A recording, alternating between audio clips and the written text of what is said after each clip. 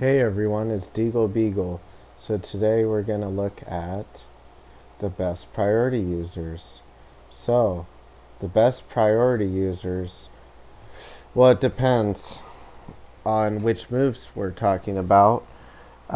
This is not saying the most necessarily the most powerful priority users, even though a lot of them are, but it's saying like the high tier, top tier like the good Pokemon that get these priority moves.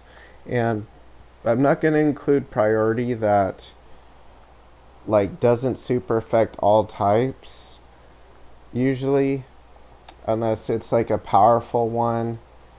And like Faint and Quick Attack don't super affect anything, and they're somewhat weak. And yeah, it doesn't super affect anything, and some things are immune to it. So, with all those drawbacks, I don't think it's like usually worth using Quick Attack on something. But if there's very few ghost types, then maybe. But I would see, for example, like a weak priority move as primarily being used to finish off focus sashes, but also to finish off Pokemon that have really low HP left. So kind of both, but it's not gonna be like nearly as good as something like Extreme Speed. So, anyways, Bullet Punchers, Scissor and Lucario and Metacam are probably among the best good Pokemon that also get Bullet Punch. Scissor is primarily designed to use Bullet Punch with Technician, but Lucario and other ones can be okay too. The best extreme speeders I would say are Dragonite and Arcanine. Lucario's not as good of a Pokemon, not nearly as good in general. Really, I would just want to use Lucario for really anything except like a really powerful Vacuum Wave, maybe to OHKO bundle. But you can use Toxicroak for that and use Terra Fighting if you want. So it's like I don't know. Uh, Probably shouldn't use Lucario at all, but it's better than other things that get the move. So fake outers, I'm not including anything that only works on the first turn because they could protect against it. It's not good for more than one turn. So I'm not really counting that or first impression. And then sucker punchers, King Abbott, Meow, Scorata, Toxicroak, and Brute Bonnet. By the way, why am I including this video, or why am I making this? It's because I'm trying to look at all the priority users, because I was trying to see if Bruxish is worth it or not, or actually if Psychic Terrain is really needed that bad, and which Pokemon it's needed against most. Most of these Pokemon it's not used for, Psychic Terrain and stuff like that, or the ability Dazzling or Queenly Majesty.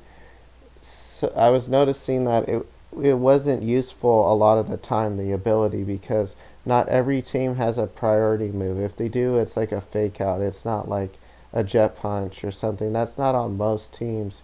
And even if they do have Sucker Punch on that Pokemon, you stopping them from Sucker Punch isn't necessarily going to give you a huge advantage because they might have not needed to use Sucker Punch anyways. Same with all the other priority moves. But if their team is very priority centric, then stopping their priority could be good.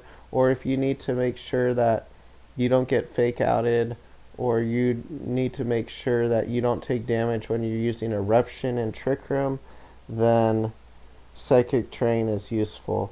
But if you're not using hard Trick Room, then something that blocks priority is still pretty useful, but it's not near as useful as it would be otherwise if you're not using a really speed control centric team. Like if you're not using hard Tailwind or hard Trick Room, then you don't really need to block priority probably that much, even though it would be handy.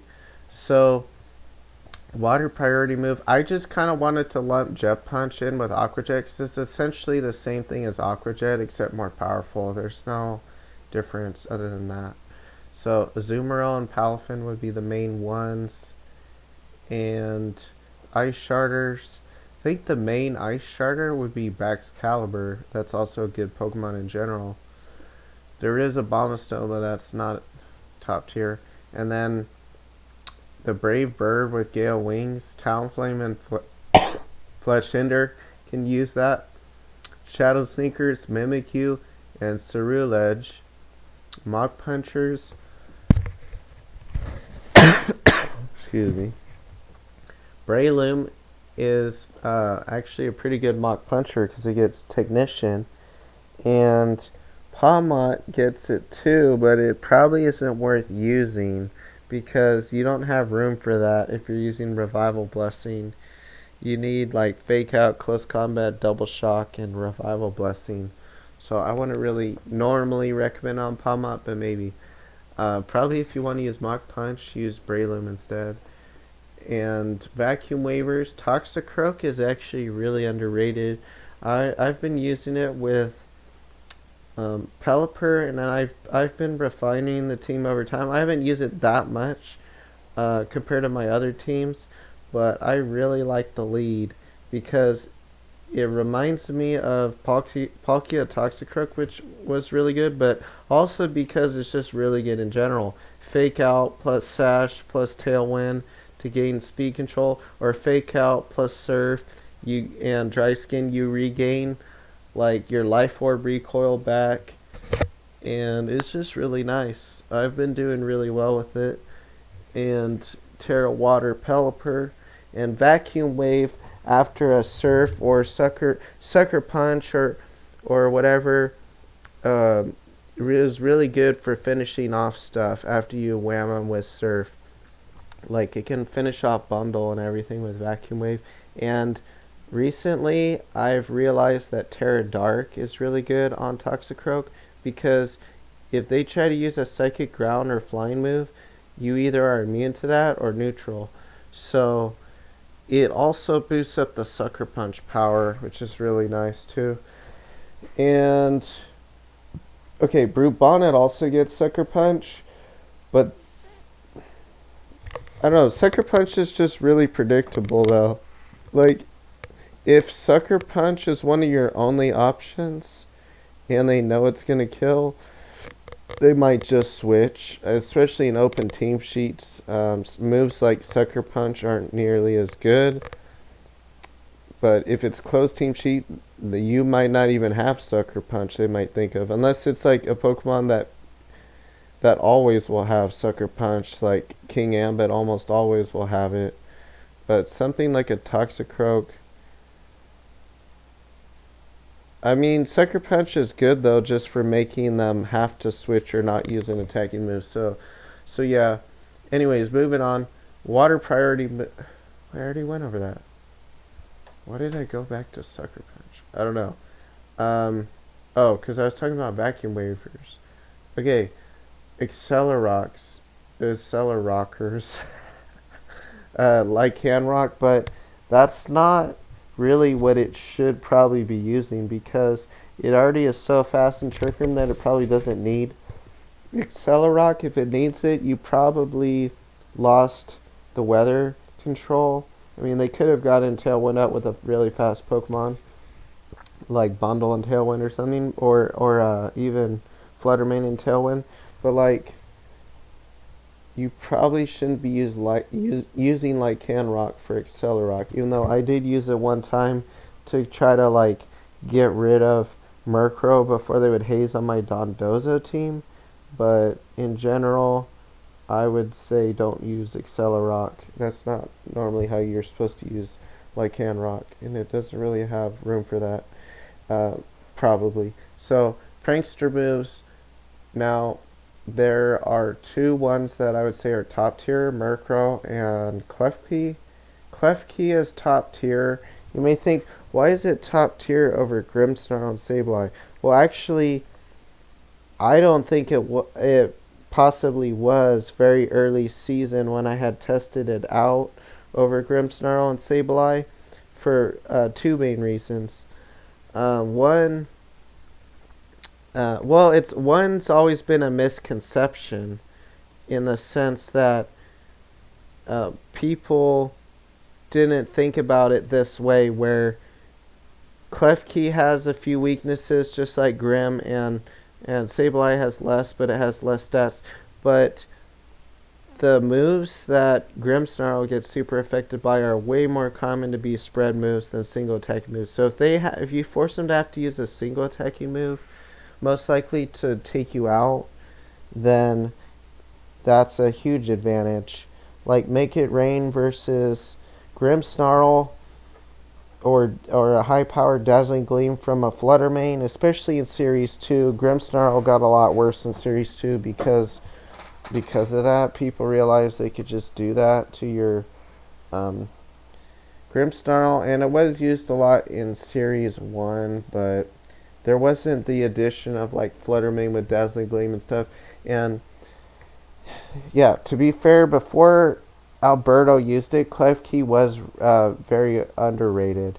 But even still, well, it just depends on what team you have. I would use Klefki with Terra Flying on a rain team if I used it. You could use it outside of that too, and it would probably still be better than Grimmsnarl because, yes, there is Earthquake and Heat Wave, but they're probably not going to like one-shot Klefki or almost one-shot. They might, but yeah, won't really like one-shot it though.